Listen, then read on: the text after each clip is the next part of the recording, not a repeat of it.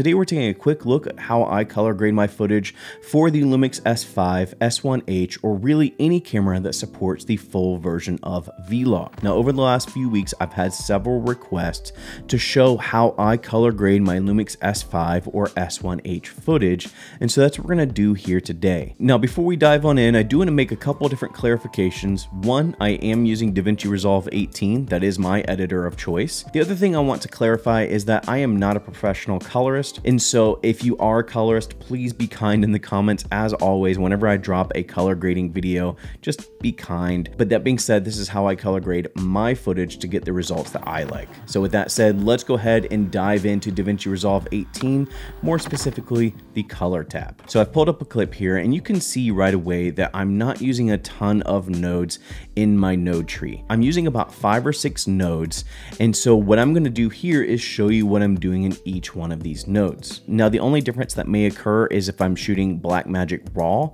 and then I may deal with things on the RAW tab like exposure changes or white balance changes, but for the most part I do the same exact thing for B-RAW. I actually keep my B-RAW footage in Vlog and go from there. So that being said, the first thing I'm doing in my node tree is I'm actually converting Vlog footage over to Arri Log C. And so I am using a color space transform in that first node.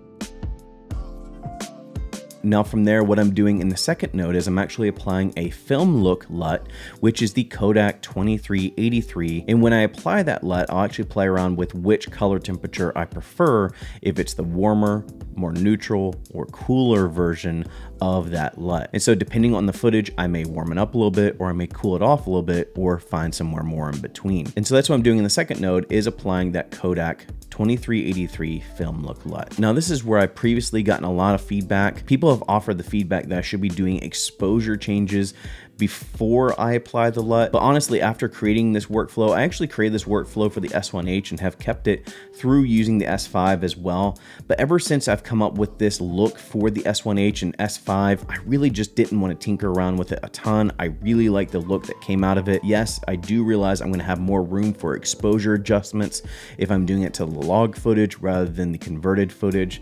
But honestly, that brings me to the next node, which is my exposure changes. And after I apply that LUT, I'm not really doing a ton. I may be bringing the midtones down ever so slightly, but I'm not really making a ton of changes after that point. But that being said, that's what my third node is doing, is any exposure changes I may want to do. Now, if I completely didn't expose the footage properly, I may switch these just so that I can adjust exposure for log rather than the converted footage. Now, after I've done any exposure adjustments, this is where I'll fix my skin tones. And so after my exposure node, what I'm going to do is I'm going to create a new node qualifying the skin tones. And if you're unfamiliar of how to qualify your skin tones, I'll briefly talk about it.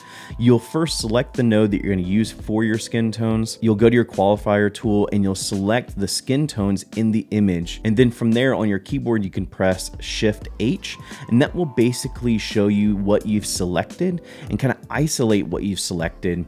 And then from there in your qualifier tool, you can use the feathering option to feather out those colors that you've selected. This is primarily all I'm doing to qualify my skin tones.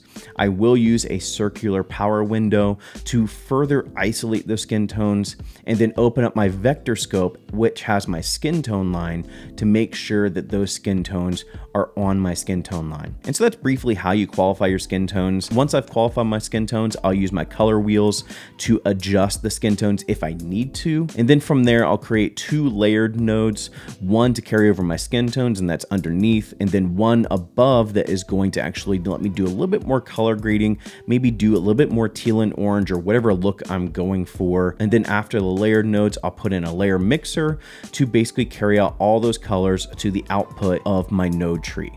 And that's really all I'm doing to color grade my Lumix S5, S1H, or Vlog footage in general. And so that's it for me. I hope it was helpful for you to see how I color grade my Lumix S5 or S1H footage. If you do have any more questions about my color grading process, if there was something I didn't mention, let me know in the comments below.